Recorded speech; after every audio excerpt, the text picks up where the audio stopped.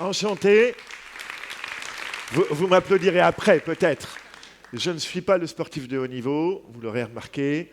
Je suis Vincent Montet, le vice-président de l'Axel, l'association de l'économie numérique, et je viens vous transmettre aujourd'hui, sous embargo, ça reste entre nous, parce que les résultats officiels de ce baromètre, la 8e édition, c'est dans quelques jours à Bercy, mais PrestaShop étant membre de l'Axel, étant membre partenaire de ce baromètre pendant quelques années et reviendra sans doute l'année prochaine.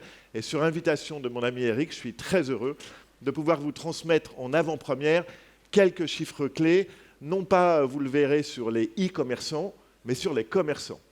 Et comment un commerçant, quelle relation il a avec le digital. Alors, c'est réalisé avec la Banque Populaire, Google, Rakuten, Salesforce, et dans le civil, en dehors d'être vice-président de l'Axel, je suis le fondateur d'un MBA au sein de l'EFAP, l'École des nouveaux métiers de la communication, un MBA dans le domaine du marketing et de la transformation digitale. Présent à Lille, Lyon, Paris, Bordeaux, Shanghai, Alger, c'est 350 à 400 personnes formées à ce diplôme reconnu par l'État. Et vous allez le voir, je l'ai créé il y a 10 ans, le cours e-commerce au sein du parcours, c'est simple, c'est la PrestaShop Academy. Et le partiel de e-commerce, c'est la certification PrestaShop. Là, en ce moment, cette semaine, il y a eu 152 publications sur LinkedIn d'étudiants qui ont publié avec fierté leur certification, au même titre que la certification Google Analytics ou Google Display. Oui, on peut les applaudir, Eric, ces étudiants. Ils sont disponibles soit pour des stages, soit en contrat d'apprentissage. Alors l'Axel, très vite, 150 à 200 entreprises, c'est la plus ancienne association autour du digital en France. C'est une des rares associations qui n'est pas corporatiste. On ne défend pas un métier, on ne défend pas des acteurs. Ce ne sont pas les acteurs français de l'économie, ce sont les acteurs de l'économie française, avec évidemment des sociétés françaises, mais on a Google, Microsoft et d'autres qui sont partenaires. 4 bannières au sein de l'Axel, défendre l'inclusion numérique, vous le savez, 11 millions de Français n'ont pas accès, soit techniquement, soit en termes de compétences, au digital. Ça s'appelle l'électronisme. 2, la transformation numérique, et qui connaît un booster avec l'IA. La croissance numérique, mais quel type de croissance? Est-ce qu'on peut toujours parler d'une croissance juste capitalistique sans prendre en compte le reste du monde? Et puis la confiance en l'économie numérique. Je passe très vite sur les missions, juste pour me concentrer sur les 6 thématiques de notre association, les clubs qui réfléchissent, réalisent des études. Vraiment, allez voir le site de l'Axel, vous y avez accès. Confiance et data, avec un grand baromètre sur la confiance des Français en l'économie numérique. Paiement et le FinTech, on a tous les acteurs du paiement. Notre président est le fondateur du FinTech Forum, donc on est très lié à l'ensemble de cette industrie. Assurance et digital, la santé connectée, le club juridique, qui tout récemment a fait le vrai faux procès de l'IA. Vous pouvez retrouver sur LinkedIn le replay. Et l'objet qui nous intéresse aujourd'hui, le Commerce Tech Club, qui réalise cette édition du baromètre. Alors, c'est la 8e édition, c'est Ipsos, et je le répète, ce n'est pas la Xème étude sur la transformation digitale des grandes entreprises, etc., blablabla, blablabla. C'est, vous le voyez dans l'échantillonnage, avant tout les entreprises de moins de 20 salariés, qui sont exclusivement des commerçants de détail, des commerces de gros, et les commerces physiques autour de l'automobile. C'est toute la France et pas simplement Paris. Et il y a une représentativité des entreprises de plus de 20 salariés. Encore une fois, 8e édition. Je vais vous donner quelques chiffres. Je ne pourrai pas tout lâcher ce matin.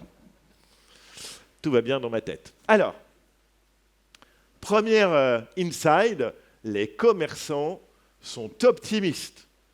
Oui, c'est possible. Enfin, c'était avant les événements de ces dernières heures.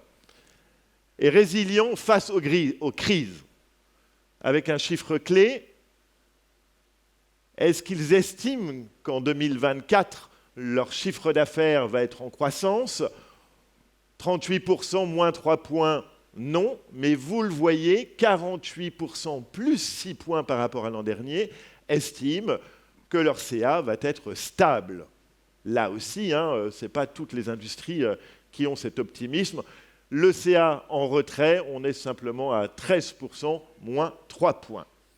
Cette résilience qui continue, on a fait l'étude dès le Covid, elle s'enrichit d'une vision finalement de la croissance. Quels sont les éléments pour vous les plus importants de la croissance?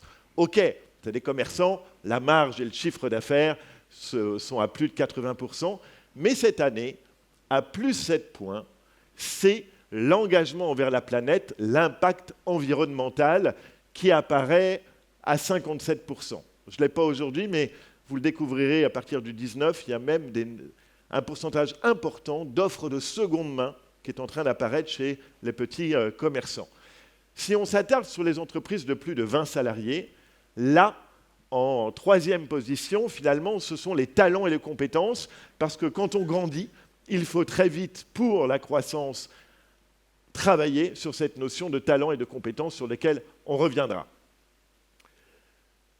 On est quand même dans un contexte de crise, il y a encore les prêts à rembourser, on a l'incertitude évidemment d'un environnement.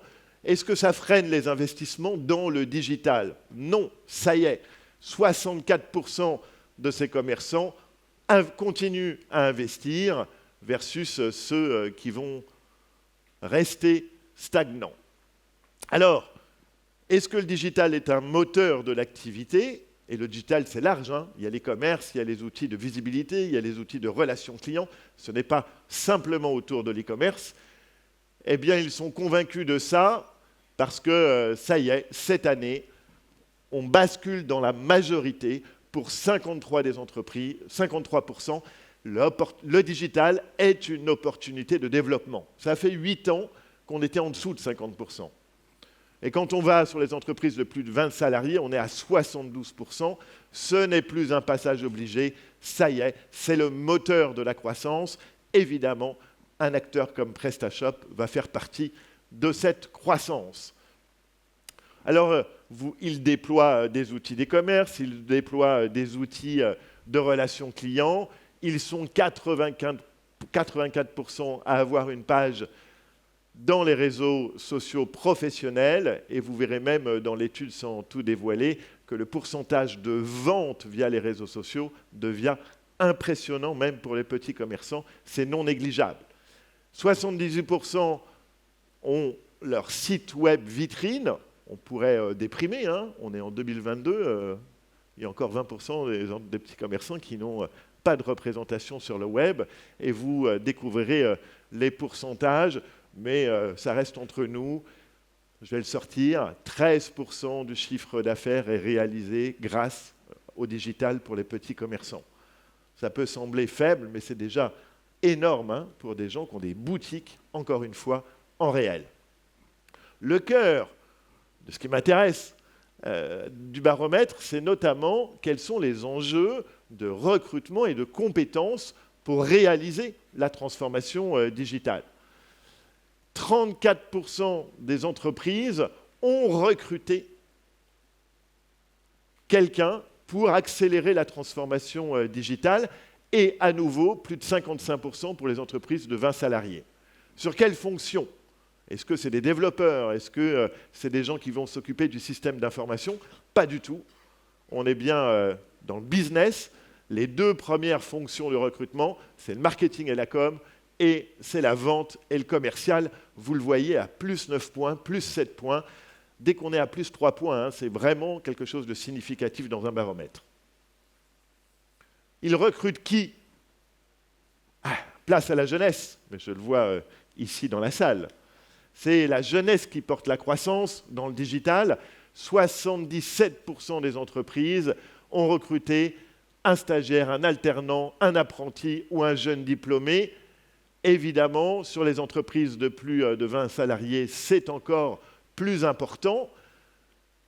Et entre un stagiaire, un apprenti, un jeune diplômé, Depuis 2 ans, depuis la réforme gouvernementale, ça y est, l'apprentissage qui était réservé au Bac+3 et aux métiers techniques et manuels a basculé dans les métiers du conseil, de la prestation intellectuelle et technologique. C'est plus 5 points, l'alternant et l'apprenti. Si je prends ma propre histoire personnelle, il y a 10 ans, mon MBA, j'avais 20% de part-time en apprentissage et 80% de full-time. Depuis 3 ans, j'ai 80% d'apprentissage et 20% de full-time. Parce que, évidemment, l'apprenti, c'est simple, on l'a recruté parce qu'il n'est pas cher. Pas vraiment, en fait. Quand on demande pourquoi vous recrutez un apprenti, plus de 300 000 Bac+5 recrutés, eh bien, ce n'est pas parce qu'il coûte moins cher ou parce que l'État subventionne, pas que. C'est avant tout, c'est une aide précieuse et ils ont été formés et ils maîtrisent tous ces outils. C'est la jeunesse qui fait acte de pédagogie, pas simplement d'expertise, pour accompagner les entreprises.